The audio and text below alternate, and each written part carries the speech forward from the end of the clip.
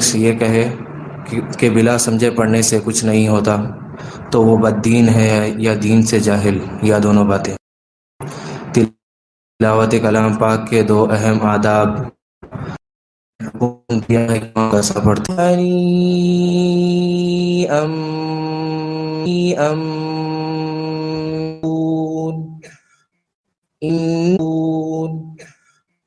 إنا كذلك نجزي المحسنين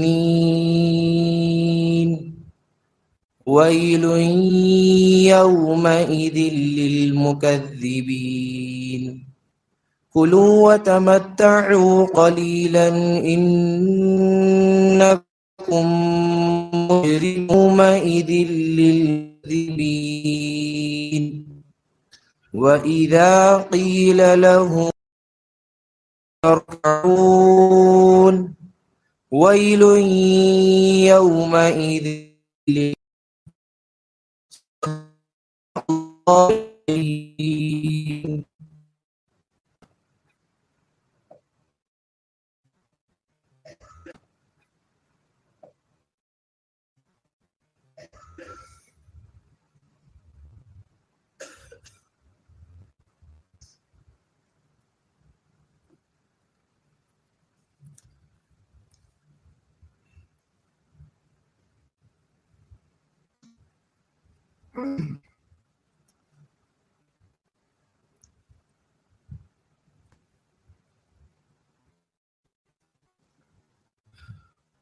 قلم میرا خاص پا میری عاجز، قلم میرا خاص پاؤں میں کیسے محمد کی عظمت بتاؤں میں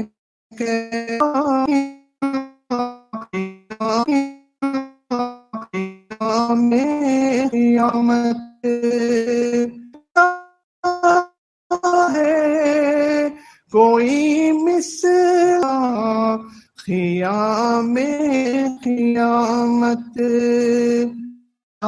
پھر بتائیں محمد دکھاؤں میں کیسے، بتائیں کوئی مجھے دکھاؤں میں کیسے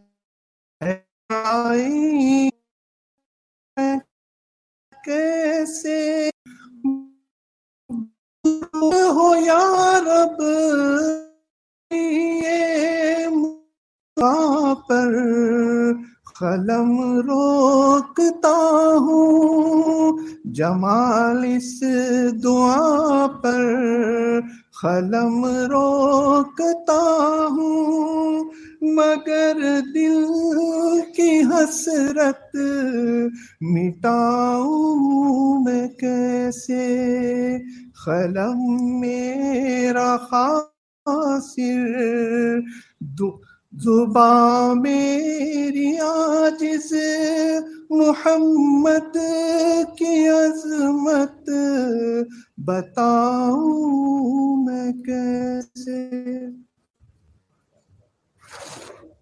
بسم اللہ الرحمن الرحیم، نحمده ونصلی ونسلم علی رسولنا الکریم، اما بعد، قال اللہ تبارک وتعالی فاسألوا اہل الذکر ان کنتم لا تعلمون، قال النبی صلی اللہ علیہ وسلم شفاء العی السؤال، او کما قال علیہ الصلاۃ والسلام۔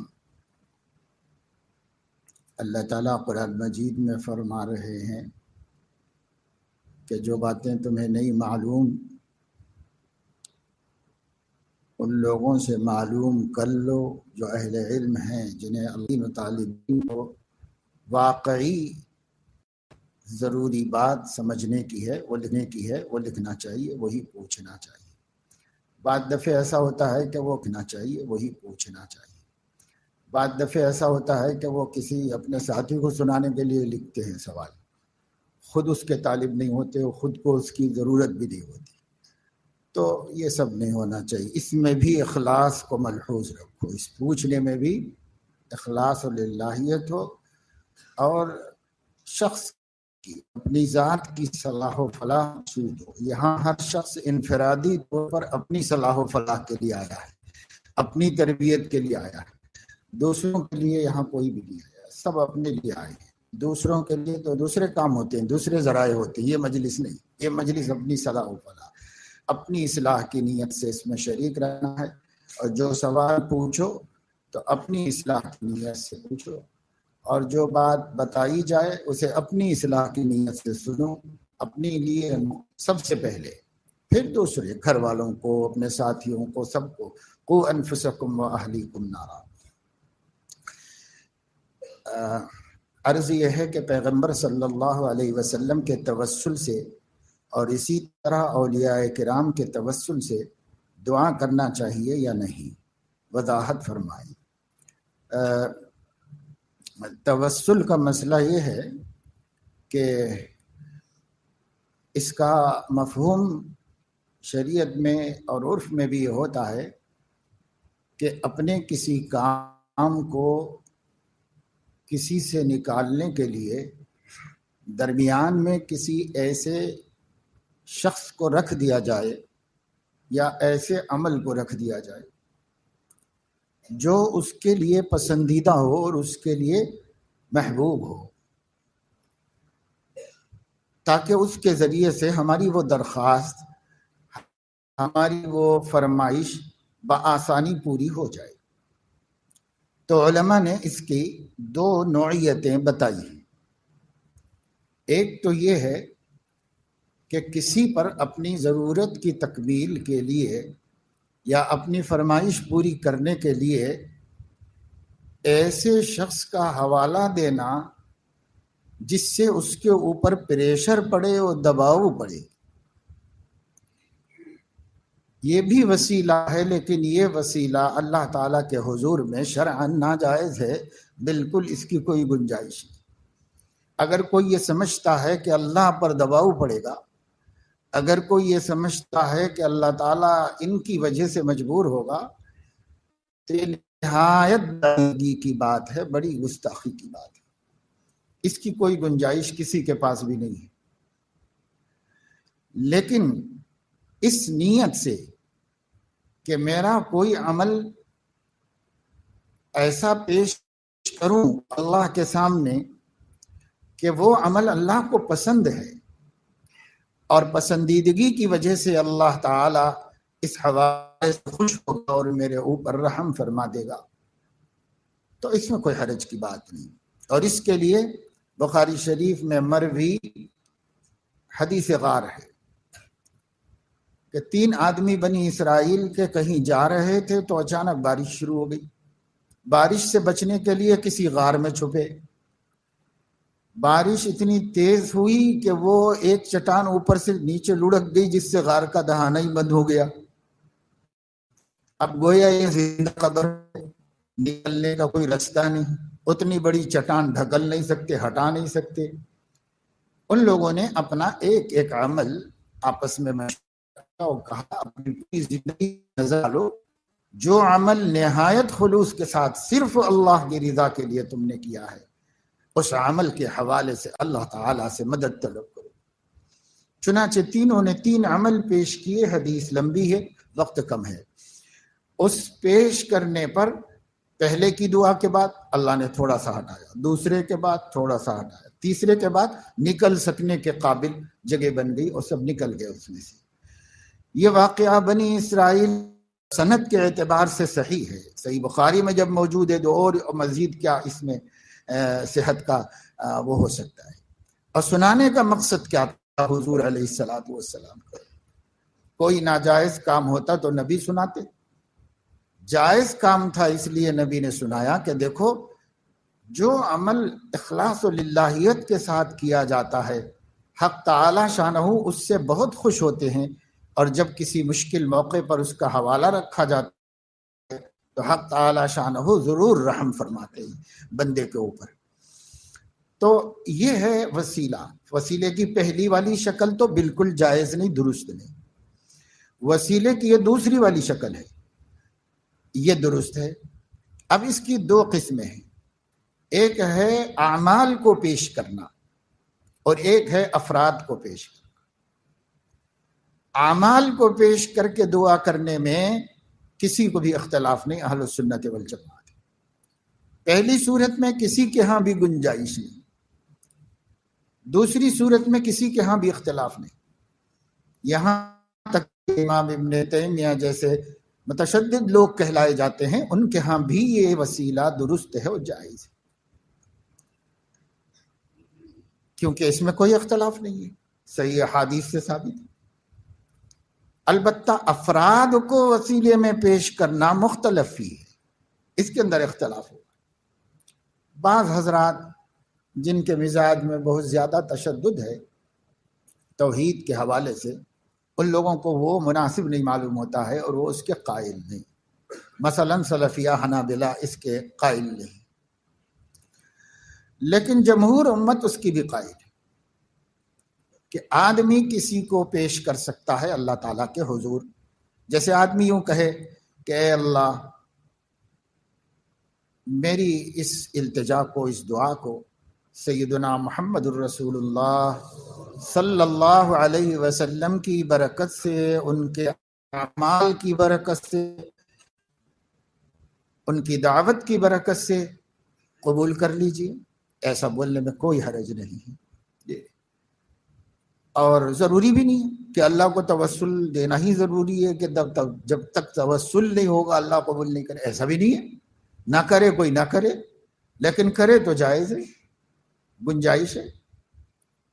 حضور علیہ الصلوۃ والسلام نے دعا سکھائی تھی ایک نابینا صحابی کو کہ اس طرح دعا مانگ لو، اللہ الیک بنبیک، آپ کے نبی کے وسیلے سے میں آپ سے التجا کرتا ہوں. اس کی تعویلات کرتے ہیں، لیکن ہم کہتے ہیں کہ تعویلات آپ کر رہے ہیں، ہم بھی تعویل کر سکتے ہیں. اس لیے کوئی کسی غیر نبی کی تعویل کا کوئی ایسا مقام تو نہیں ہے کہ وہی مانا جائے، وہی بات مانی جائے. اس لیے تعویل جن لوگوں نے کی ہے وہ کی ہے، لیکن ہمارے علماء کو اس میں کوئی اشکال نہیں ہے. جیسے اعمال کو پیش کر سکتے ہیں، صالح افراد کا وسیلہ بھی اللہ تعالیٰ کو ہم دے سکتے ہیں. اسی میں اولیاء بھی آگے، اسی میں جن کو بھی ہم اللہ کے نیک بندے سمجھتے ہیں. بہتر ہے کہ ہم نبی کے علاوہ دوسروں کو نام لے کر کے نہیں، بلکہ مجموعی طور پر اپنے نیک بندوں کے توسل سے ایسے کر لیں، کیونکہ ہمیں نہیں معلوم ہے کسی کے بارے میں بھی کہ وہ اللہ کے نیک بندے ہیں یا نہیں. اس لیے مجموعی طور پہ کہہ دینے میں کوئی حرج کی بات نہیں. ایک صحابی حضور صلی اللہ علیہ وسلم کی خدمت تھے تو آپ نے فرمایا کہ آپ نے شادی کی. صحابی نے فرمایا کہ میں غریب آدمی ہوں. آپ نے فرمایا کہ آپ سورۃ الکافرون یاد نہیں، سورۃ الاخلاص یاد نہیں، تم غریب نہیں ہو مالدار ہو، اس کے بارے میں سمجھنا چاہتا ہوں. بعض چیزیں نبی کے ساتھ مخصوص ہوتی ہیں. نبی پاک صلی اللہ علیہ وسلم نے جو ضابطہ امت کو دے دیا ہے شریعت کے نام سے، یہ ضابطہ قیامت تک چلے گا. انہوں نے کچھ چیزیں ایسا کیا ہے جو ان کے ضابطے کے خلاف ہو تو پھر وہ ان کی خصوصیت ہے. اس لیے حضور علیہ الصلوۃ والسلام کی خصوصیات میں شمار ہوتا ہے کہ حضور علیہ السلام نے مال کے بجائے مہر میں قرآن مجید کی آیتوں کو شمار کر لیا. تو یہ خصوصیت ہے حضور علیہ الصلوۃ والسلام کی. بہت سے کام ایسے ہیں جو دوسرے نہیں کر سکتے. حضرت علیہ الصلوۃ والسلام کو اللہ نے، ان کا مقام ہے کہ ان کو خصوصیت دی گئی ہے. اب ضابطہ یہی ہے کہ جو مال ہے وہ مال ہی بمقابل عورت کے ہوگا، بیوی کے مقابلے میں. یعنی مہر کہتے ہیں عورت کو استعمال کرنے کا معاوضہ، اسی کو وہ مہر ہے، مل کے بضاع کا معاوضہ ہے. لہذا جو مقرر ہو گیا ہے کم سے کم وہ دینا ہوگا، اور عرف کے مطابق دینا مسنون ہے. اس کے فقہا فرماتے ہیں کہ لڑکی کے خاندان میں جو عرف ہے اس کا اعتبار کیا جائے گا، اس لیے کہ جن کا مال ہے انہی کی مرضی ہو قیمت میں. ہماری مرضی مسلط کر کے ہم قیمت کہیں بھی نہیں لگاتے. وہ مال جس کا ہے ان کی مرضی سے مہر مقرر ہوگا. آخر کے اندر یہ مرض ہے کہ جب کسی کو اچھے حالت دیکھے، چاہے وہ دنیاوی حالت ہو کہ دینی حالت، تو مایوسی آ جاتی ہے کہ تیرے پاس یہ چیز بھی نہیں ہے، یہ بھی نہیں ہے. تو اس میں مایوسی کی کیا بات ہے بھائی؟ اس سے تو شوق پیدا ہونا چاہیے. یہ رشک کا سبب بنے، مایوسی کا سبب نہیں بنے. بھائی وہ بن سکتا ہے تو ہم کیوں نہ بنے؟ ہم بھی ایسی اچھی چیز حاصل کریں گے. دین میں تو پورا اختیار ہے. تھوڑی سی محنت کرو، وہ دولت ہمیں بھی مل جائے گی. رہ گئی دنیا تو وہ ہمارے ہاتھ میں نہیں ہے. اس وجہ سے اللہ سے مانگ لینے میں کوئی حرج نہیں. اللہ فلاں بندے کو آپ نے جو چیز دی ہے، یہ چیز مجھے پسند ہے، مجھے بھی دے دیجئے. آپ دے سکتے ہیں، اور مانگ کے پھر اللہ پہ چھوڑ دو. اس لیے کہ اللہ بندوں کی مصلحت دیکھ کے دنیا دیتا ہے. اگر مناسب سمجھے گا دے گا، نہیں مناسب سمجھے گا نہیں دے گا. اس صورت میں بھی راضی، اس صورت میں بھی راضی. کسی صورت میں ہم ناراض نہیں. پر مانگنا ہمارا حق ہے. ہمیں حق دیا گیا کہ مانگو، تو مانگو اللہ سے. مانگنے میں کیا ہے؟ خوب مانگو، مانگتے رہو. جب اللہ چاہیں دے دیں، ان کی مرضی، نہ دے دیں ان کی مرضی. ہر حال میں ہم اپنے مولا سے راضی ہیں. ہمیں مولا سے ناراض ہونے کا کوئی حق نہیں. مانگنے کا حق ہے. اس لیے مانگتے رہو اللہ تعالیٰ سے. اگر وہ اچھی چیزیں ہیں، دنیا کی ہی صحیح اچھی چیزیں، اور جو دین ہے تو دین میں بھی مانگو. مانگنا کافی نہیں ہے، کیونکہ دین اب کا اللہ نے ہمیں اختیار دیا ہے. اس لیے کوشش کرو، محنت کرو. ہم بھی، اور یہی بات ہماری ہمت کے لیے کافی ہے کہ میرے جیسا ایک انسان جب اتنا دیندار ہے تو میں کیوں نہیں بن سکتا؟ میں بھی اتنا دیندار بنوں گا، میں بھی اتنی نمازیں پڑھوں گا، میں بھی اس کی طرح اعمال صالحہ کروں گا. یہ ہے. ہاں، بعض اعمال صالحہ کے لیے مثلا مال کی ضرورت ہے، تو وہ ہے ہی نہیں، تو کیا کریں گے؟ اللہ سے کہو اللہ پاک آپ مجھے دیجئے، میرا بھی جی چاہتا میں ایسے کام کروں. پھر اللہ نے نہیں دیا تو اللہ مال تو نہیں دیا لیکن اجر دے دے گا آپ کو. اس لیے ہم بھی محروم نہیں رہیں گے. کل قیامت میں وہ جو ثواب پائے گا ہم بھی پائے گا. وہ خرچ کر کے پایا، ہم نے آرزو رکھ کے پایا. کیا کرنے، اور آسان مسئلہ ہے. اس لیے اللہ سے راضی رہنا چاہیے، مایوس کبھی نہیں ہونا چاہیے. اپنے آپ کو اکثر اوقات غیر مطمئن محسوس کرتے رہتا ہے، جس کی وجہ سے دماغ پر بوجھ محسوس ہوتا ہے. کاہے کا اطمینان، غیر مطمئن. اگر اپنے ایمان دین کے مستقبل کے بارے میں متفکر ہے تو یہ تو کوئی بری بات نہیں. اس کا بوجھ کی کیا ضرورت ہے؟ یہ بوجھ تو ہونا چاہیے ہر ایک کو کہ کہیں خدا نہ خواستہ مستقبل میں اپنے نفس کا شکار نہ ہو جاؤں، مستقبل میں کسی خسارے میں مبتلا نہ ہو جاؤں. ایک تابعی فرماتے ہیں کہ میں نے 30 سے زائد صحابہ سے ملاقات کی اور کسی ایک کو بھی اپنے بارے میں نفاق سے مامون نہیں پایا. عنہما فرماتے ہیں کہ جو شخص اپنے بارے میں نفاق کا خطرہ نہیں محسوس کرتا وہ منافق ہے، جو خطرہ محسوس کرتا ہے وہ مومن ہے. یعنی کہیں شیطان آئندہ ایسا نہ کر دے، کہیں کبھی نفس کے شرارتوں میں آ کے کہیں ایسا نہ ہو جائے. ایک ڈر ہے. اس ڈر سے مایوسی پیدا ہونا، خوف پیدا ہو جانا، اور اس ڈر کی وجہ سے اپنے بارے میں غیر مطمئن ہو جانا، یہ سب چیزیں نفسیاتی کمزوری ہے. یہ ہوتا ہے ضعف دماغ کی وجہ سے. ایسے مطمئن نہ رہو، اس کا علاج کراؤ اور اپنے آپ کو صحت مند رکھو. صحت مند آدمی مایوس نہیں رہتا. دوسری بیماری یہ ہے کہ حقر چاہتا ہے کہ شہرت حاصل ہو جائے، لوگ اس کی تعریف کم از کم اصلاحی مجلس میں بھی ہے کہ میں حضرت کی نظر میں آؤں، جس کی وجہ سے حضرت مجھے پسند کریں. ایک تو یہ ہے کہ اچھے کاموں کو اللہ تعالی پسند کرے، یہ تو اخلاص ہے اور اسی لیے کرنا بھی چاہیے.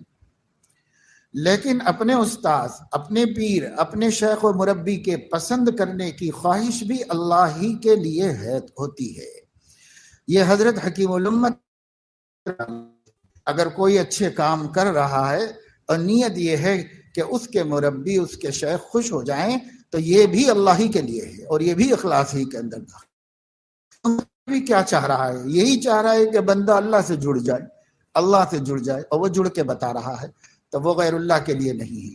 البتہ یہ ہے کہ مخلوق ہماری تعریف کریں اور مخلوق ہم کو دیکھ کے خوش ہوں، ہماری نماز، ہمارا وضاقتہ، ہماری سنتیں، ہمارا دین، تو بھائی یہ تو سراسر اپنا خسارہ ہے، یہ نقصان ہے۔ اس میں تو بس دکھاوا ہی ہے، ریاکاری ہی ہے، اور کیا ہے۔ یہ نہیں ہونا چاہیے۔ رہ گیا دل میں ایسی بات کا آنا، تو کل میں نے آپ کو حدیث سنا کہ ان اللہ تعالی تجاوز عن امتی ما توسوس به صدورهم ما لم يعمل، جب تک دل اس پر عمل نہ کرے تب تک وسوسہ معاف ہے۔ آتا ہے ایسا خیال، آنے دو، آتا ہے، انسان کا دماغ ہے، کچھ نہ کچھ آتا ہی رہتا ہے اس کے اندر، آنے دو، کوئی بات نہیں ہے۔ وسوسے کے بعد جی بھی یہی چاہے تو یہ عمل بن گیا، عمل قلب۔ جب یہ عمل قلب بن گیا تو اعمال القلوب پہ بھی مواخذہ ہے، اس لیے مواخذہ ہوگا۔ اس لیے وساوس تک مت گھبراؤ، آتا ہی آتے ہیں تو دل میں یہ سوچ لو کہ بھائی کوئی دیکھ کے کیا کرے گا، اللہ دیکھ کے پسند کر لے، بس اللہ کی تعریف چاہتا ہوں، اللہ کی تعریف چاہتا ہوں کہ اللہ مجھ سے کہہ دے میرے لیے، بس اس کا میں منتظر ہوں۔ یہ لوگ کیا کریں گے مجھے دیکھ کے اور پسند کر کے، اور یہ تعریف بھی کر دیں تو اس تعریف سے کیا ہوگا؟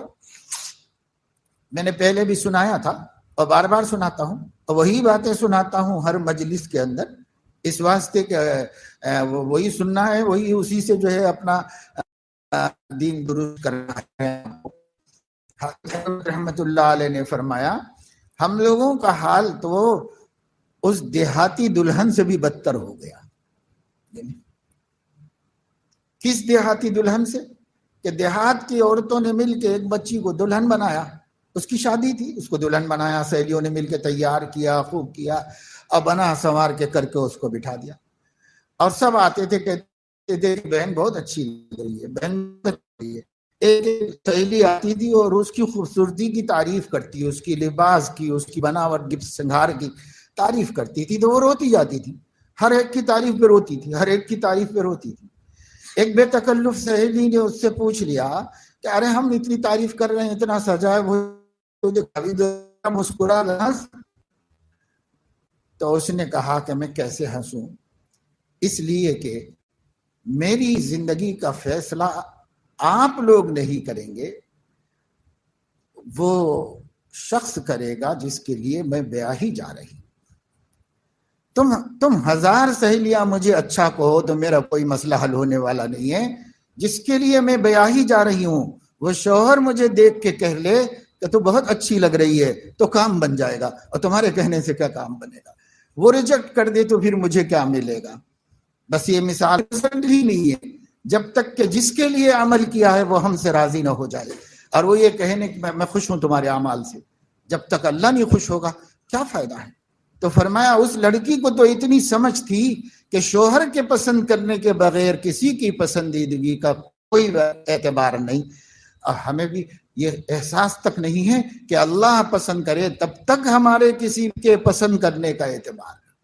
مخلوق کر لے، مولانا صاحب کر لیں، پیر صاحب کر لیں، استاد کر لیں، زمانہ کر لیں، سارے محلے والے کر لیں، اللہ نہ کرے تو کیا اعتبار ہے؟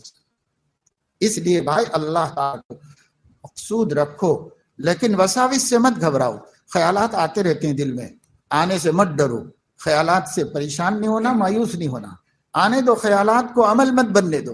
یعنی ویسا خیال دل میں اپنے ارادے سے مت لاؤ، جو بے ارادہ آ گیا معاف، اور جو اپنا ارادہ بھی جڑ گیا تو وہ عمل بن گیا۔ عمل اعضاء و جوارح سے بھی ہوتا ہے، قلب سے بھی ہوتا ہے۔ 3 اعمال ماخوذ ہوں گے، اعمال اللسان، اعمال القلب، اعمال الجوارح۔ تو عمل قلب بننے مت دو، بس ارادہ ہونے مت دو، خواہش بننے مت دو اپنی۔ وسوسہ ہے، جانے دو، چھوڑو، کچھ نہیں ہونے والا ہے وسوسہ۔ کتنے وسوسے آتی۔ ایک صحابی رسول نے آ کر کہا یا رسول اللہ صلی اللہ علیہ وسلم، ایسے ایسے وسوسے اللہ کے بارے میں میرے دل میں آ رہے ہیں کہ زبان پر لانے سے جل کر کوئلہ ہو جانا بہتر ہے زبان کا۔ تو حضور علیہ السلام کچھ زیادہ متفکر نہیں ہوئے اس۔ آپ نے فرمایا کہ چور وہی ڈاکہ ڈالتا ہے جہاں مال ہوتا ہے۔ یہ وسوسے شیطان اس لیے ڈال رہا ہے کہ ایمان ہے، اللہ کا شکر بجا لاؤ، بس کہ ایمان ہے، اس پر شکر بجا لاؤ۔ مثبت لے لو، منفی مثبت رہے گا، تو باہمت رہے گا، مقابلہ کرے گا، آگے بڑھ جائے گا۔ گھاٹیاں بہت ہیں راہ سلوک میں، اب کئی گھاٹیوں میں لوگ اٹک کے رہ گئے لوگ، اور بعض آگے نکل گئے، کیونکہ اس کا جو رہبر تھا، ان کا جو لے کے چلنے والا تھا، مرشد تھا، رہنما تھا، وہ کڑی نظر رکھا ہوا تھا اور ماہر تھا، اس نے ان کو آگے بڑھا دیا، یہاں مت رکو، نکل جاؤ آگے، ورنہ کام سے چلے جاتے۔ بہت بڑے عالم دین تھے جونپور میں، ان کا نام سید محمد تھا، اور اس زمانے کے بہت بڑے پیر شیخ دانیال سے ان کی تربیت، بہت اونچا مقام ان کو حاصل ہو گیا تھا، صحبت میں تاثیر تھی، جو جاتا تارک الدنیا ہو جاتا، ایسی تاثیر تھی ان کی صحبت میں۔ لیکن ایک وقت ایسا آیا کہ انہوں نے انا المہدی کا دعویٰ کر دیا کہ میں ہی مہدی موعود ہوں، وہ جس کی حضور نے خبر دی ہے، پیشین گوئی فرمائی ہے، وہ میں ہی ہوں۔ اس دعوے پر بہت سارے ان کے عاشقین، صادقین، چاہنے والے، جاننے والے بہت سارے ایمان لائے، اور جن کا علم مضبوط تھا وہ ہٹ گئے بازو، اور جن کا مضبوط علم کمزور تھا وہ ان کے اوپر ایمان لے آئے، اور اسی بات پر ان کو مہدی مان کے چلنے لگے۔ وہ ہندوستان کے مختلف شہروں میں گئے ہیں، ان کا ایک دورہ دکن کا بھی ہوا ہے، اسی دورے میں بیدر میں قیام کیا تھا انہوں نے، یہاں سے قریب بیدر جو شہر ہے یہاں قیام کیا تھا، اور بیدر سے ہوتے ہوئے گلبرگہ جانا تھا ان کو، سید محمد گیسودرات رحمۃ اللہ علیہ کی مزار پر جانا چاہتے تھے۔ تو جب یہاں پڑاؤ ڈالا تھا تو حضرت ملتانی بادشاہ رحمۃ اللہ علیہ نے اپنے بیٹوں کو ان کے پاس بھیجا اور کہا کہ میں تو ضعیف ہوں بچوں، میں جا نہیں سکتا، آپ لوگ جاؤ، کوئی بزرگ آئے ہوئے ہیں معلوم ہوا ہے، اللہ والوں سے ملنا چاہیے، جا کے ملاقات کرو، جاؤ۔ بچوں کو بھیجا، ان کے بیٹے بھی ماشاءاللہ سے تربیت یافتہ تھے ان کے، وہ آئے، ان کی مجلس میں بیٹھے، انہوں نے بہت سی باتیں کہیں، تو اسی میں مہدویت کی بات بھی کہی۔ تو ان بچوں کی سمجھ میں نہیں آیا کہ حالات زمانہ کے اعتبار سے اب مہدی کا ہونا ممکن نہیں ہے، وہ تو اور قیامت کے قریب کی چیزیں ہیں۔ اس لیے انہوں نے ان سے کچھ سوالات علمی کیے، وہ بہت ذہین تھے، انہیں اسد العلماء کہا جاتا تھا، اس لیے وہ بہت جلدی آیتیں حوالے میں پیش کر دیتے تھے، تو بہت ساری باتیں انہوں نے جواب دیا، انہوں نے چلے آئے۔ والد نے پوچھا کہ بیٹا ملاقات ہوئی؟ کہاں؟ تو وہ کیسے آدمی ہیں، کیا ہیں؟ انہوں نے کہا کہ ابا وہ تو مہدویت کا دعویٰ کرتے ہیں کہ میں مہدی ہوں، یہ دعویٰ کرتے ہیں۔ ہم نے کچھ سوالات کیے، انہوں نے کچھ جوابات دیے، پر ہمارا اطمینان نہیں ہو سکا، ہم نے احتراماً بحث نہیں کی، ہم واپس آ گئے۔ تصوف طریقت میں، راہ خدا کے سلوک میں بہت مقامات ہیں اور بہت بڑے بڑے مرتبے ہیں، اور ہر مرتبے سے گزرنا پڑتا ہے، اسی مرتبے پہ رک کے طریقہ اس وجہ سے یہ دعویٰ کر بیٹھے، اگر آگے نکل جاتے تو دعویٰ نہیں کرتے۔ تو میں نے ان کے بارے میں بہت پڑھا، اب ان کو بہت سمجھنے کی کوشش کی، لیکن سب سے زیادہ اطمینان جس چیز سے ہوا وہ ان کی تحقیق سے ہوا۔ جو بات کہی، بات سمجھ میں آتی ہے کہ اٹک گیا بندہ، اور یہی وجہ ہے کہ اللہ نے ضائع ہونے نہیں دیا۔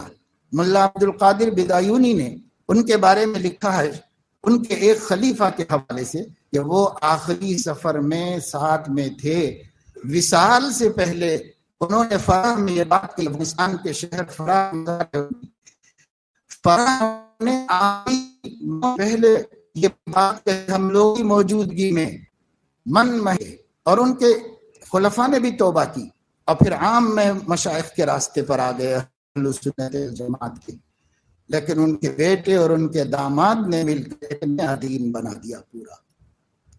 جب بھی میں گھر جاتا ہوں تو گھر والوں سے الجھ جاتا ہوں اور غصے میں آ جاتا ہوں، قابو میں نہیں رہتا، اس سلسلے میں رہنمائی بار بار یہ غور کرو کہ میں انسان ہوں کہ چیتا ہوں، شیر ہوں، کیا ہوں میں، اس پہ غور کرو بار بار۔ اگر انسان ہے تو انسان کو کہے کو غصہ آتا ہے بھائی؟ جب آپ دین کے راستے میں چل رہے ہیں، جب آپ اللہ کا تقرب حاصل کرنا چاہ رہے ہیں، اور یہ بات بار بار سامنے آ چکی ہے کہ اتباع سنت کے بغیر تقرب حاصل نہیں ہو سکتا. اور حضور علیہ الصلاۃ والسلام کا ارشاد ہے خیرکم خیرکم لأہلکم وانا خیر لأہلی. تم سے اپنی بیوی کے ساتھ صحیح رہتا ہے اور میں اپنے گھر والوں کے ساتھ صحیح رہتا ہوں. ان کے گھر والے تو ان کی بیویاں ہی تھی تقریباً, انہی میں رہتے تھے حضور علیہ السلام. بچے تو بڑے ہو کر وہ بھی نہیں تھے گھر میں. اور حضور علیہ الصلاۃ والسلام کے بارے میں آتا ہے, حضرت عائشہ رضی اللہ تعالیٰ عنہ فرماتی ہیں اگر رات کو کسی وجہ سے دیر سے آتے تو آپ صلی اللہ علیہ وسلم بہت اہتمام کرتے کہ اگر میں سو گئی ہوں تو جاگنے نہ پائے. وقت پہ نماز پڑھاتے ہی آتے, زور سے سلام کر کے گھر میں داخل ہوتے تھے. یہ سنت ہے کہ زور سے سلام کر کے گھر میں داخل ہونا چاہیے. تو زور سے سلام کر کے گھر میں داخل ہوتی تھی. لیکن کبھی باہر دیر ہو گئی, مسجد میں کوئی مسئلہ پیش آ گیا, واپس آنے میں تاخیر ہوئی, تو کہتے ہیں کہ فتح الباب رویدا, دروازہ آہستہ نرمی سے کھولتے تھے, یعنی وَأَغْلَقَهُ رُوَيْدًا, اور نرمی سے پلٹاتے تھے اس کو, کیواڑ کو, کہ آواز نہ ہونے پائے. اور جوتیاں نرمی سے چھوڑتے تھے اور السلام علیکم کہتے تھے. آواز اتنی ہوتی تھی کہ میں جاگتی تو سن لیتی, سوتی ہوتی تو جاگنے نہیں پاتی تھی. یہ امام الانبیاء اپنی بیوی کا خیال فرما رہے ہیں. ہم کون شیطان ہیں کہ گھر میں گئے تو بیوی کے اوپر مسلط ہو گئے جن بھوت بن کے. ایسا سوچو بار بار. یہ ایک شخص کی بات نہیں ہے کہ ایک آدمی پوچھ رہا ہے باقی سب ٹھیک ہے. اکثر دینداروں کا حال گھر میں جا کے یہی ہے. اکثر دینداروں کا اٹھا پٹک ہے, بس ختم. یہ کیا بنایا, یہ کیا پکایا, دسترخوان اٹھا کے پھینک دیا, کٹورا اٹھا کے پھینک دیا. ایسے ہیں بہت سے نمازی, حاجی, بڑے بڑے لوگ. باہر لوگ ان کو جو ہے وسیلہ بناتے ہیں اپنی دعاؤں کے لیے. گھر میں جا کے دیکھو تو ایسا شیطان بنا ہوا ہے. بالکل ایسا نہیں ہونا چاہیے. اپنے نبی کی سنت پہ رہو, اپنے نبی کی سنت پہ رہو. بات بھی ایسی نہیں کرو کہ دل آزاری کا سبب ہو جائے. کہاں سے مل گئی یہ بیوی میری قسمت میں, پھوہڑ آ گئی. اور یہ کہ کیا تیرے باپ نے یہی سکھایا ہے, تیری اماں نے یہی سکھایا ہے. لا حول ولا قوت الا باللہ. یہ کوئی دینداری نہیں ہے. صبح بتا چکا ہوں کہ خلوت اور جلوت میں یکسانیت ہونا صدق ہے. صدق پیدا کرو. ایک بزرگ فرماتے ہیں کہ لوگوں سے بات کرو تو ایسا لگتا ہے کہ تسنیم و کوثر سے دھلی ہوئی زبان ہے, اور جب گھر میں جا کے چھوٹوں سے, بچوں سے, بیوی سے بات کرتے ہو, بہت سے اماں سے بات کرتے ہیں, ایسا مت کرو بھائی. یہی سلوک ہے. اتباع سنت کے ذریعے اپنے کو خدا کا پیارا بناؤ. وضاقتہ بھی سنت ہے, اسی سنت سمجھ کے اختیار کرو.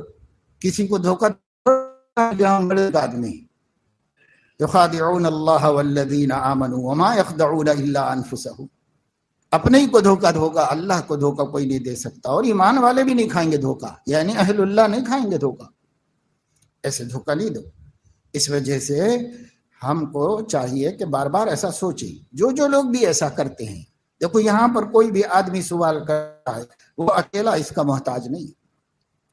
سب کو غور کرنا چاہیے کہ میرا حال تو ایسا نہیں ہے, اور مجھے اس سے اپنے آپ صبر کرو. گھر والوں میں اگر کمیاں ہیں, کوتاہیاں ہیں, سکھاؤ.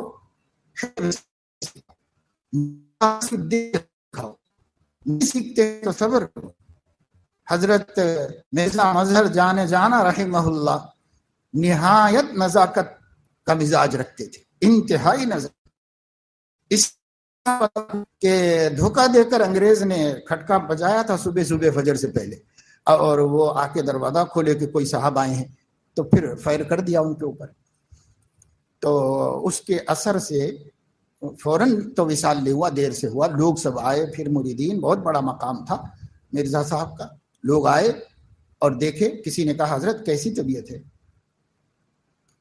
تکلیف بہت ہے لگی. تو اس کا نہیں کہہ رہے ہیں, بارود کی بو کی تکلیف کا اظہار کرے. اتنی طبیعت میں نزاکت تھی.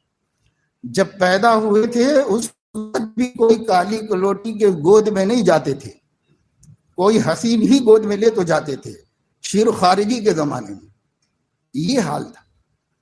ایک صاحب نے انگور ہدیے میں لا کر کے دیے, تو انگور کھا لیے, کچھ نہیں کہا. وہ چاہتے تھے کہ حضرت اس کو پسند کر کے پسندیدگی کا کچھ اظہار کریں، تو کچھ بھی نہیں کہا.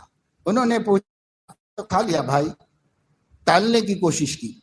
لیکن جب اس نے بار بار پوچھا تو حضرت نے کہا انگور تو بہت میٹھے اچھے تھے لیکن اس میں مردوں کی بو آ رہی تھی. تو اب وہ سوچنے لگا کہ مردوں کی بو. تحقیق کیا تو معلوم ہوا کہ قبرستان میں بیل ہے اس کی. یہ حضرت مرزا مظہر جانے جانا رحمت اللہ علیہ کا.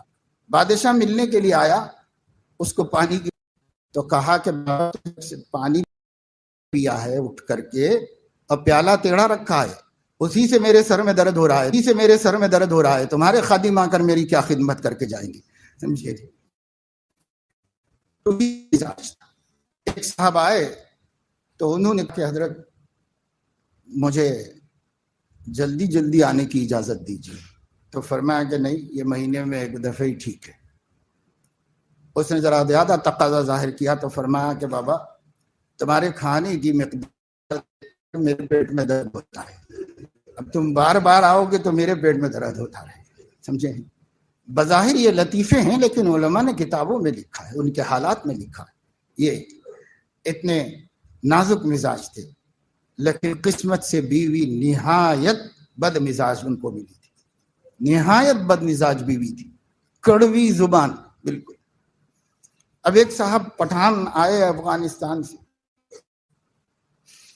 سیدھے گھر بار میں اس نے ایسی باتیں کہہ دی کہ وہ پٹھان کو برداشت نہیں ہوئی، لیکن کرتا بھی تو کیا کرتا بیچارہ، ادب سے خاموش ہو کے وہاں سے آ گیا. حضرت سے عرض کیا کہ حضرت تمہاری بیوی ہوئی ورنہ میں تو پھر اس کو ٹھکانے لگا دیتا.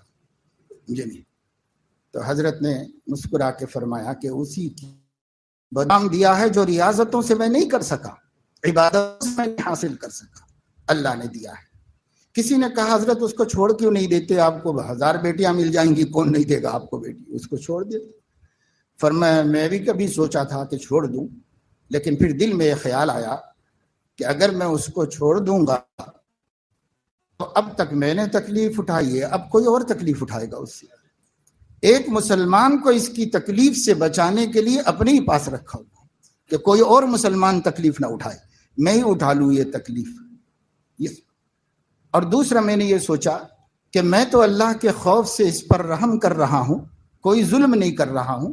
ہو سکتا ہے دوسرا نکاح کرنے والا برداشت نہ کرے اور ظلم کرے، تو ایک عورت کو، ایک بندی کو ظلم سے بچانے کے لیے میں اپنے پاس رکھا ہوا ہوں. تو بھائی کیا کیا مثالیں ہمارے سامنے ہیں، ان مثالوں کو سامنے رکھیے، صبر سے کام دیجیے، گھر میں جا کر نبی کی سنت کے مطابق رہا کیجیے. اپنے گھر میں تکلیف اٹھا لو، تکلیف بہت تھوڑی ہے لیکن جب اللہ اجر دے گا تو وہ بہت زیادہ ہے، بہت زیادہ اجر ہے. میں آٹو ڈرائیور ہوں، ڈرائیو کرتے ہوئے بد نظری ہو جا رہی ہے، اس پر قابو نہیں ہو رہا ہے. تو بھائی ہے تو بہت مشکل کام، لیکن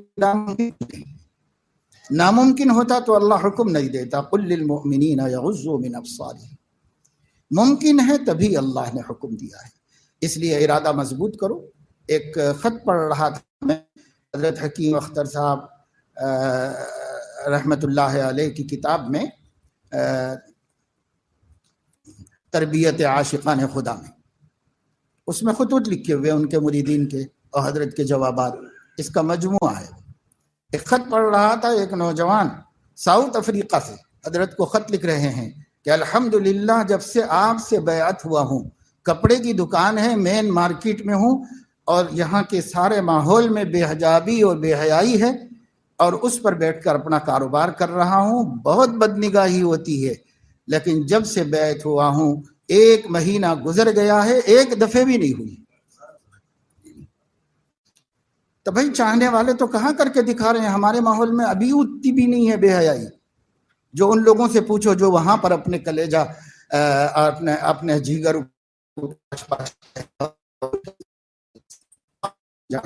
اس کے لیے تو ہر تکلیف ہو جائے. کچھ نہ پوچھو، بڑی مشکل سے بن پاتا ہے یہ دل.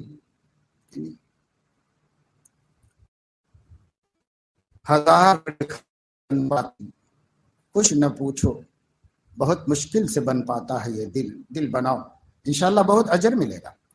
دیکھو منفی ہے یہ سوچ، مثبت سوچ کیسی ہوتی ہے؟ وہ اہل اللہ کی ہوتی ہے۔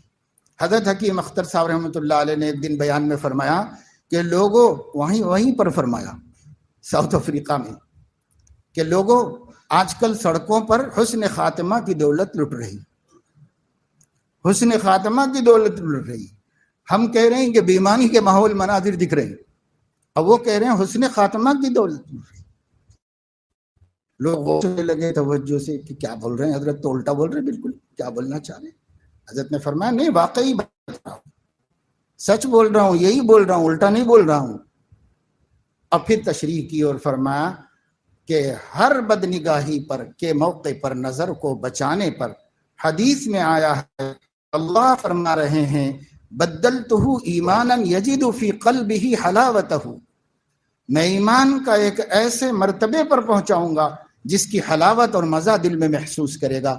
اور جب ہم ہر بدنگاہی پر اس برے ماحول میں اپنی نظر نیچی کرتے جائیں گے، نیچی کرتے جائیں گے اور تمنا قلب کا خون کرتے چلے جائیں گے، تو اللہ تعالیٰ ایمان کو بڑھائے گا، بڑھائے گا، بڑھائے گا۔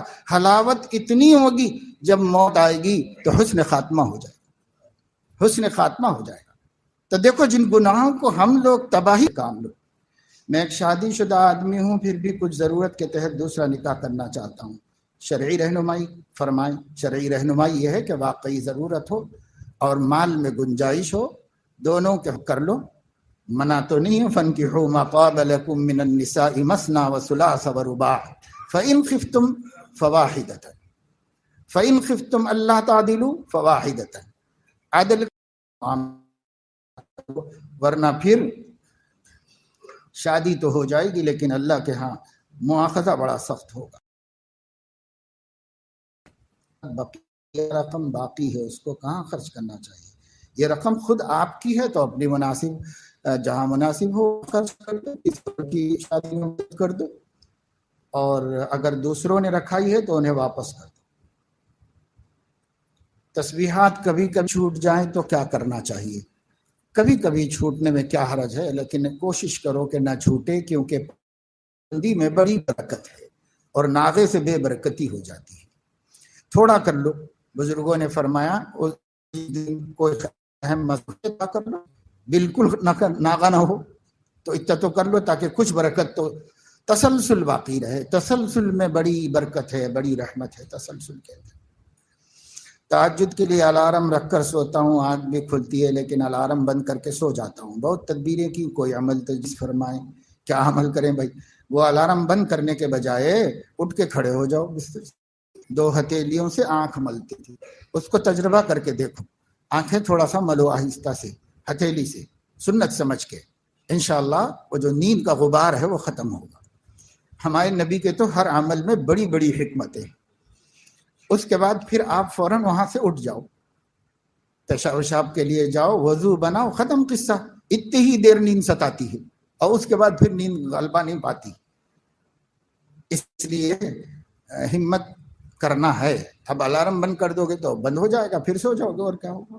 تو عمل یہ ہے کہ اٹھو، عمل یہ ہے اٹھو، کچھ دن کرو اگر اتنی تمنا ہے۔ اور نہیں بھائی، اگر تھک جاتے ہیں، کام بہت ہے، محنت کا کام کرتے ہیں، اس وجہ سے نیند کا غلبہ ہوتا ہے، اس میں سستی کاہلی کا دخل نہیں ہے، تو پھر کوئی بات نہیں، مایوس بھی مت ہو جاؤ۔ شروع شب میں وتر سے پہلے 4 رکعت صلاۃ اللیل کی نیت سے پڑھ لو، انشاءاللہ پھر اٹھ جاؤ تو تہجد بھی پڑھ لینا، نہ اٹھ جاؤ تو اللہ اسی میں لکھ دے گا، اسی کھاتے میں لکھ دے گا اس کو کہ تہجد بھی ہو گئی۔ یہ بات حضور علیہ السلام نے سیدنا ابو ہریرہ رضی اللہ تعالیٰ عنہ کو بتائی تھی۔ حضرت میرا ایک دوست ہے، غیر مسلم تھا، اور اس کی والدہ، اب وہ مجھے سوال کرتا ہے کہ اگر میں اپنے والدہ کے لیے دعائے مغفرت کروں تو کیا ان کی مغفرت ہو جائے گی؟ نہیں کر سکتے بھائی، یہ اجازت تو نبی کو بھی نہیں ملی، یہ اجازت نبی کو بھی نہیں ملی۔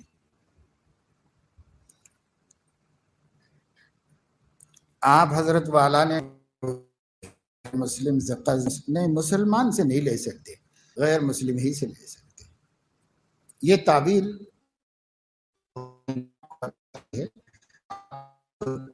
اپنے قریبی علماء سے گلے کا کینسر ہوا، ابھی حال ہی میں آپریشن ہوا، کامیاب رہا، لیکن کچھ چیک اپ کرنے میں پتہ چلا۔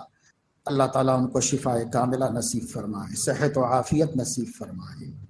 بہت بڑے بڑے اعمال کی کوئی خاص ضرورت نہیں ہے، سورہ فاتحہ 11 مرتبہ پڑھ کر پانی پہ دم کر کے ان کو پلا دیا کریں اور ان پر بھی پھونک دیا کریں۔ سورہ فاتحہ سورۃ الشفا ہے، یقین کامل رکھ کے کرو، اور پھر جو اللہ کو منظور ہے اس سے راضی و رضا رہنا چاہیے۔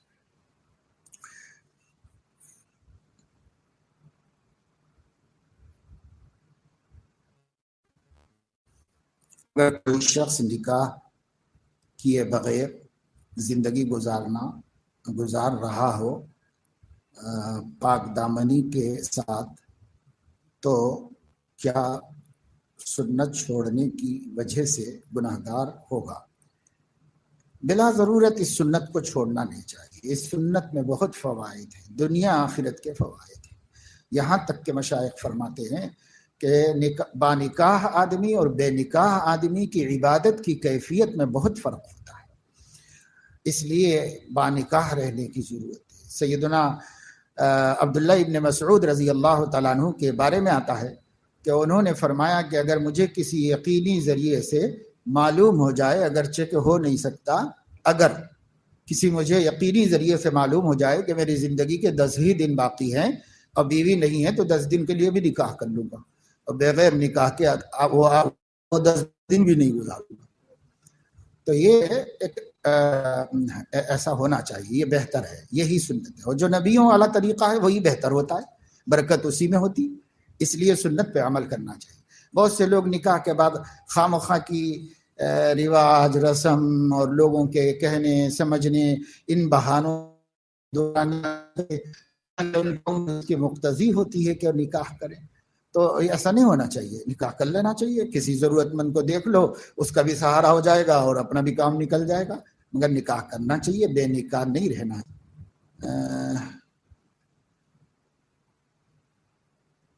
نماز بیٹھ کر پڑھتی ہیں مگر کام کے دوران کھڑے ہو کر کام کرتی ہیں، ان کی نماز ہوتی ہے یا نہیں؟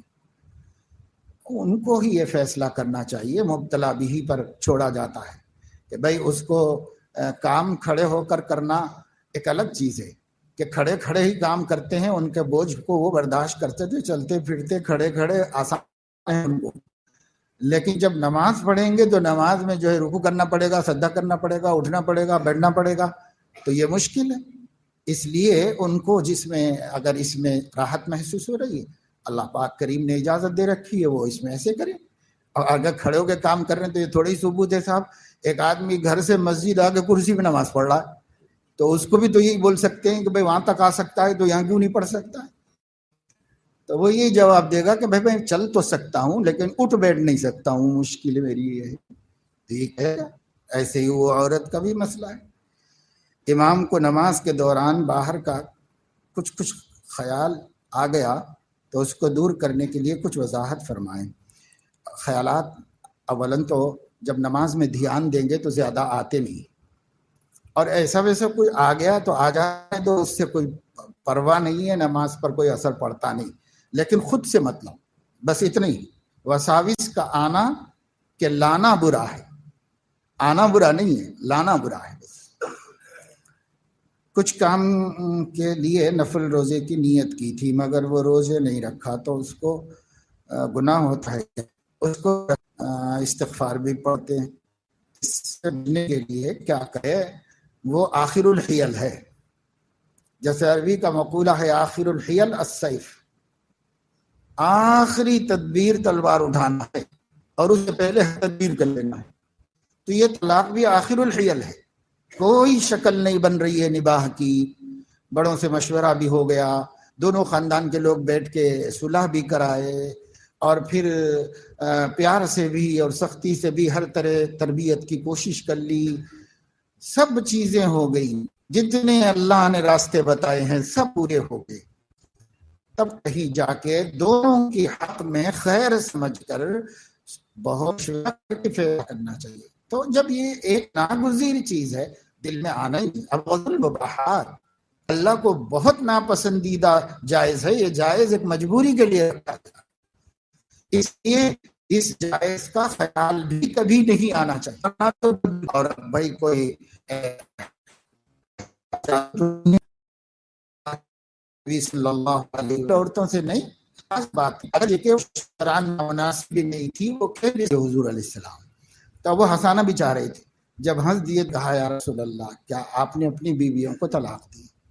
نہیں، کسی کو طلاق نہیں، بس اللہ اکبر کہا خوشی میں، اور باہر آتے سب کو اطمینان پایا۔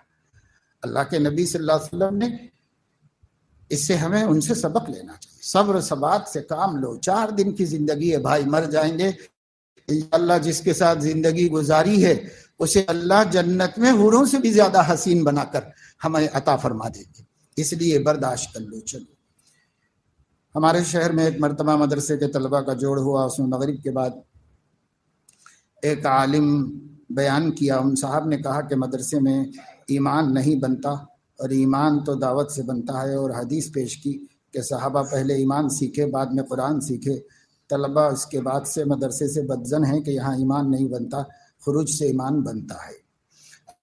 اب میں کیا کروں؟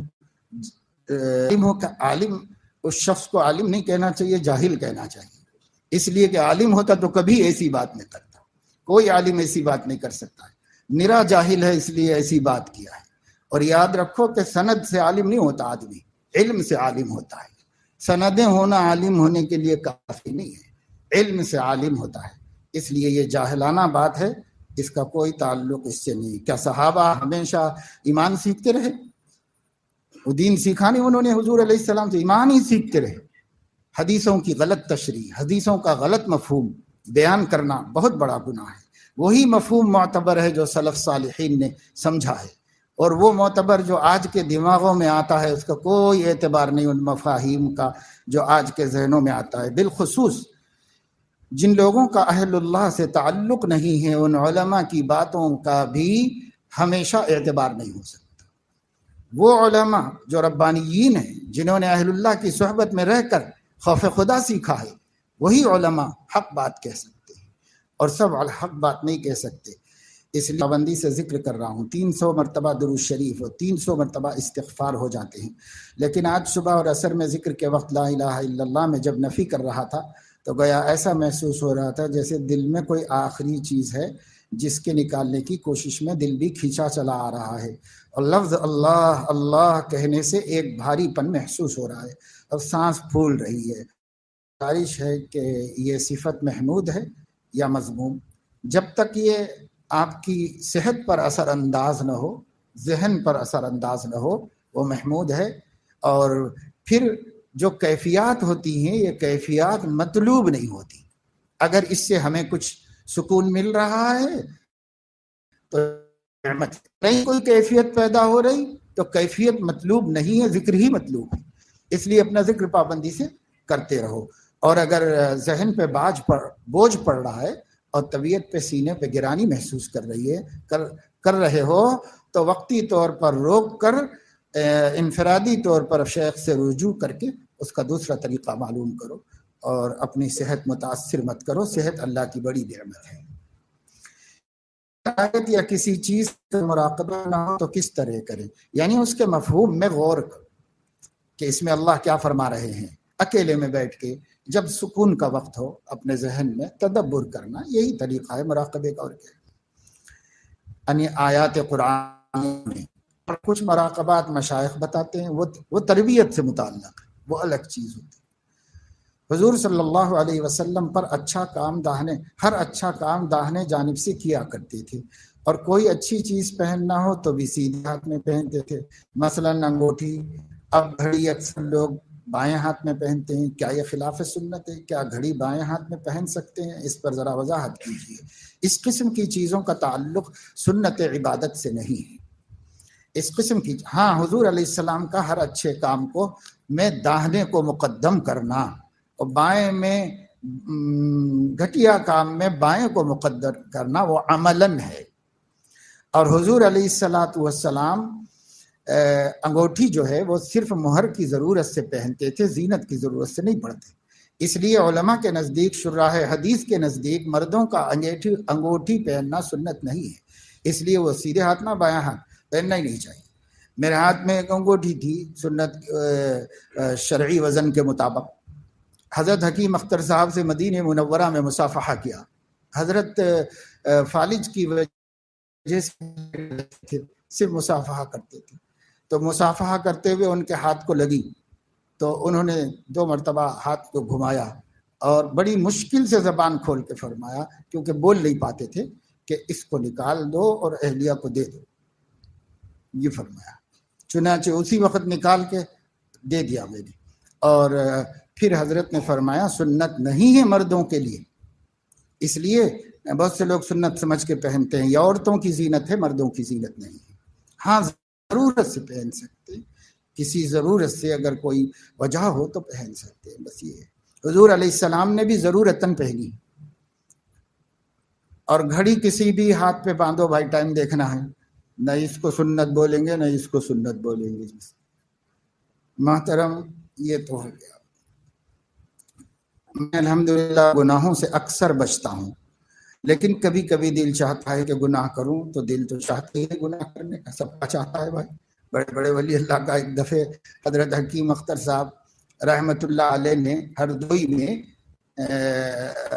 ڈاکٹر رفیع برگائی سے فرمایا کہ ہمارا وہ فلاں کلام پڑھو، مجلس ہو رہی تھی عصر کے بعد، تو وہ نہ گلوں کے رنگ و بو سے کسی اور ہی سمت کو ہے میری زندگی کا دھارا۔ تو گل سے مراد ہے حسین، دنیا کے حسین جو ہیں یہ مراد ہے گل۔ نہ گلوں سے مجھ کو مطلب، نہ گلوں کے رنگ و بو سے۔ تو رفیق صاحب کھڑے ہو کے پڑھنا شروع کیے، نہ گلوں سے مجھ کو رغبت، نہ گلوں کے رنگ و بو سے۔ تو حضرت نے فوراً سر اٹھا کر، کیا پڑھ رہے ہو جی؟ کیا ہم ہجڑے ہیں کہ ہم کو رغبت نہیں ہے؟ ہم کو بھی رغبت ہے، لیکن ہم جان کے انجان بنتے ہیں، اس کو کہا جاتا ہے نہ گلوں سے مجھ کو مطلب، یعنی جان کے انجان بن رہے ہیں ہم۔ کیا ہم انسان نہیں ہیں؟ ہمیں بھی رغبت ہے۔ تو بھائی گناہ کی رغبت ہونا انسانی فطرت کا تقاضا، اس سے نہیں گھبراؤ۔ کوشش کے باوجود بھی گناہ سے رک نہیں پاتا، مگر دل میں اس کی کراہت ہوتی ہے، یہی حال 3-4 دن تک رہتا ہے، اس کے بعد گناہوں سے بچنا آسان ہو جاتا ہے۔ وہ 3-4 دن کوئی ایسی تدبیر کرو کہ صحبت اچھی ہو، ماحول اچھا ہو، نہ آئے، یہ تدبیر کر لو، اسے بھی کچھ دن کر لو، پھر انشاءاللہ اس پہ بھی قابو ہو جائے گا۔ اپنی اہلیہ اور بچوں کی تربیت سے متعلق بہت فکر رہتی ہے، 5 وقتہ نمازیں، دیگر اعمال صالحہ پر راغب کرنے کی ترکیب بتانے کی حضرت والا سے مؤدبانہ درخواست ہے۔ بس یہی ہے کہ بھائی ان علیک الا البلاغ، اللہ نے اپنے ہمارے نبی سے فرمایا تمہارے ذمے بات پہنچانا ہے، کسی کو منوانا بندوں کے ہاتھ میں نہیں ہے، اس وجہ سے اللہ نے مامور بھی نہیں کیا۔ بس حکمت سے، محبت سے، پیار سے بولتے رہو، بولتے رہو، انشاءاللہ یہ بولنا رائے گا نہیں جائے گا، نفع ہوگا۔ حضرت حکیم الامت رحمۃ اللہ علیہ فرماتے ہیں کہ ایک دفعہ میں بیت الخلاء میں تھا۔ اب بزرگوں کو تو اتنی مجبوری ہے کہ بیت الخلاء جاؤ بھی تو باہر کھڑے رہتے ہیں لوگ، کہیں بھی نہیں چھوڑتے پیچھا ان کا، سمجھے۔ حضرت فرمانے میں بیت الخلاء میں تھا، باہر کچھ لوگ باتیں کر رہے تھے، سمجھے، اور اس میں سے ایک صاحب کہہ رہے تھے کہ یار ہمارے بچے کو سگریٹ کی عادت پڑ گئی۔ اس زمانے میں بہت بری بات سمجھی جاتی تھی سماج میں، ہمارے بچوں کو سگریٹ کی عادت پڑ گئی ہے۔ بہت بولتا ہوں، بہت سمجھایا، بہت سمجھایا،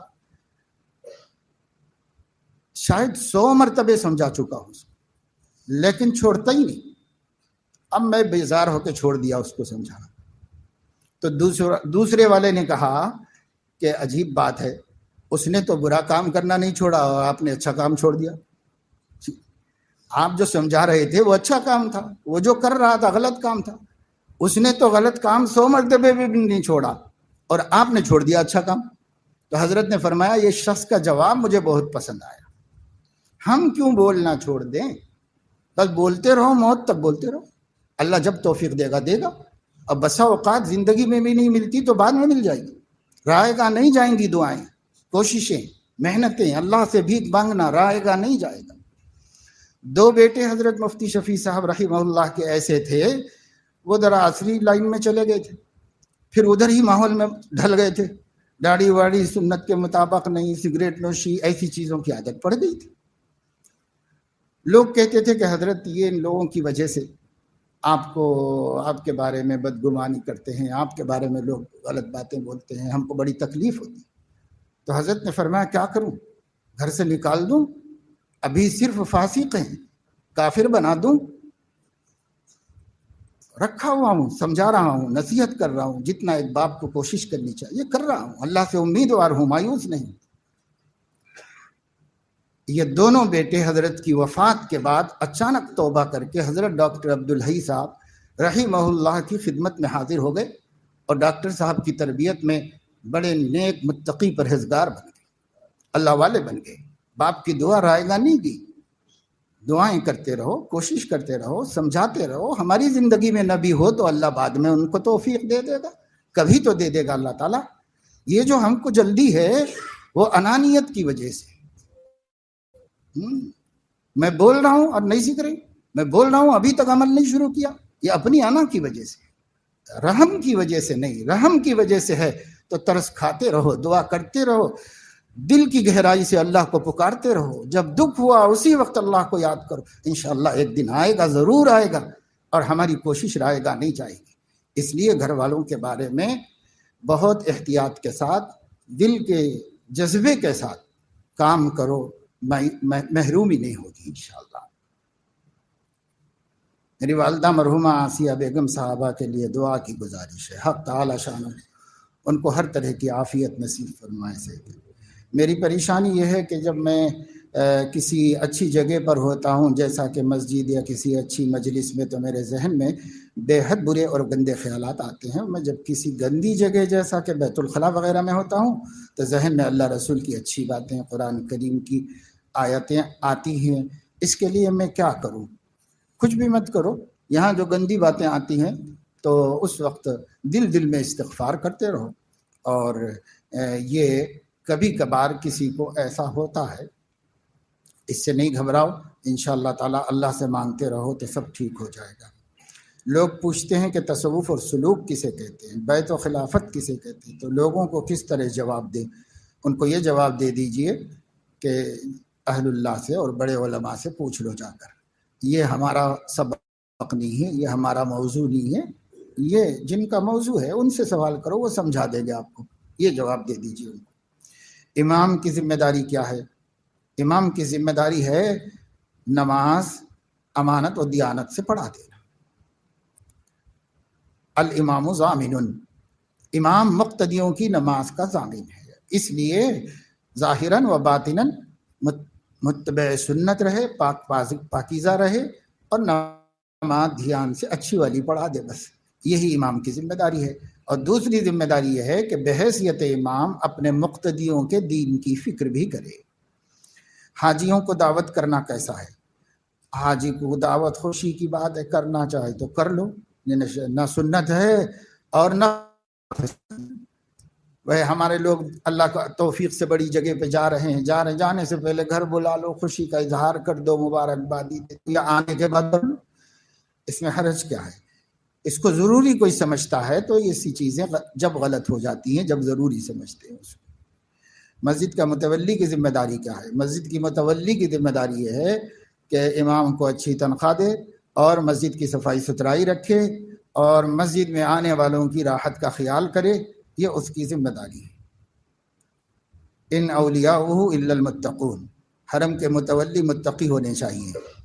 حضرت میں امامت میں ہوں، فجر کے بعد مکتب کے بچوں کو پڑھاتا ہوں، پھر مدرسے میں شام تک رہتا ہوں، عصر کے بعد مکتب ہے، پھر مغرب، پھر بچوں کی نگرانی، عشاء کے بعد معمولات نہیں ہوتے۔ ذکر سورۃ الملک میں پڑھ سکتا ہوں، کیا اس وجہ سے شیخ کا فیض رک جائے گا؟ بھائی شیخ کا فیض تو شیخ سے نہیں چلتا، اللہ سے چلتا ہے۔ اگر آپ زیادہ مصروف ہیں تو سب مصروفیت کے باوجود بھی اللہ کے بندے اپنی تمام تر معاشی ضرورتوں اور مصروفیتوں کے باوجود معمولات پورے کر لیتے ہیں۔ اس کے بارے میں پوچھو، اس سے پوچھو کہ کیسے پورے کر لیں ہم اپنے معمولات اور کیسے ہم تعلق مضبوط رکھیں، اس کے بارے میں پوچھو۔ فیض رکنا نہ رکنا ہمارے ہاتھ میں کیا ہے؟ اللہ کے قبضے میں ہے۔ بند کرے گا تو بند ہوگا، روکے گا تو رکے گا۔ میرے والد محترم بچپن سے ہم سب بہن بھائیوں کو یہ کہا کرتے تھے کہ ابا سے ڈرو، اگر ابا سے ڈرنا سیکھو گے تو اس کے بعد اللہ سے ڈرنے کا مرحلہ ہے۔ میں بچپن سے اس بات کے مخالف بھی رہا، لیکن فیصلہ نہ کر سکا یہ صحیح ہے یا غلط ہے۔ ابا سے بھی ڈرنا چاہیے جتنا کہ ان سے ڈرنے کا حق ہے، باقی اللہ سے اتنا ڈرنا چاہیے جتنا اللہ سے ڈرنے کا حق ہے۔ اتقوا اللہ حق تقاتہ۔ بعض لوگ کیا ہیں کہ دین سے واقف نہیں، اس لیے وہ اپنے بچوں کو اپنے حقوق اسلامی بتا کے ڈراتے ہیں، اور اپنے ہی حقوق بتاتے ہیں، اللہ کے نہیں بتاتے، اور اللہ تعالیٰ سے نہیں ڈراتے، ان کو اپنے ہی دل ڈراتے رہتے ہیں۔ تو یہ ان لوگوں کی خیانت ہے۔ میں معمار کا کام کرتا ہوں، فجر کی نماز کے لیے الارم بھی لگاتا ہوں، بہت زیادہ تھکنے اور نیند کی وجہ سے بند کرتا ہوں۔ ایسا نہیں، معمار ہو کچھ بھی ہو، صحابہ کرام بھی مزدور تھے، دن بھر محنت کرتے تھے، نماز کبھی نہیں چھوڑتے تھے، اس لیے ہم لوگوں کے لیے بھی معاف نہیں۔ وَأْمُرْ أَهْلَكَ بِالصَّلَاةِ وَاصْطَبِرْ عَلَيْهَا، نبی کو بھی قائم رہنے کا حکم دیا گیا ہے، تو امتی کیسے اس سے بچ سکتا ہے؟ اس لیے جو بھی تدبیر ہے کرو، گھر والوں سے کہو، بیوی سے کہو کہ جگا دو۔ اب بند کیوں کرتے ہو بھائی؟ جب الارم رکھا ہے تو بند کیوں کرتے ہو؟ دور رکھو الارم، ہاتھ نہ جائے وہاں تک، اور اٹھ کے فوراً بیٹھو اور آنکھیں ملو اور وضو بناؤ۔ کیسے نہیں ہوتی نماز پھر دیکھو، چاہے کتنے بھی تھکے ہوئے ہو۔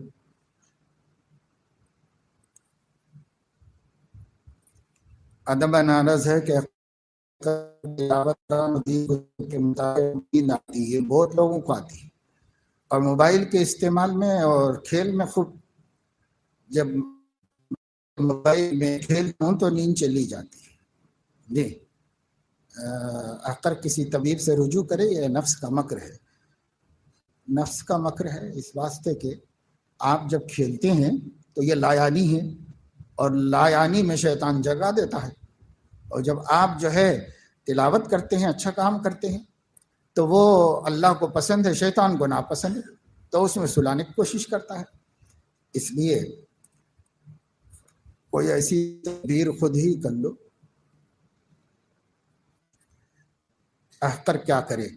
کوشش کرو، انشاءاللہ یہ نفس کا مکر ہے اور کچھ بھی نہیں ہے، کوشش کرو، وہ کھیلنا بند کرو، نفس کو بولو کہ ہاتھ نہیں لگاؤں گا موبائل کو، اگر تلاوت نہیں کرنے دے گا تو اس کو کیوں گا ہی، اٹھا کر دوں گا، اگر بہت ستائے گا تو اسے لے جا کے چولہے میں ڈال دوں گا، اس پر ہم سے اچھے کام کرنے نہیں دے رہا ہے، تو کیا دوستی ہے اس سے کوئی دوستی نہیں، نہ موبائل سے، نہ موبائل کے گرو سے، شیطان سے، کسی سے بھی نہیں ہے۔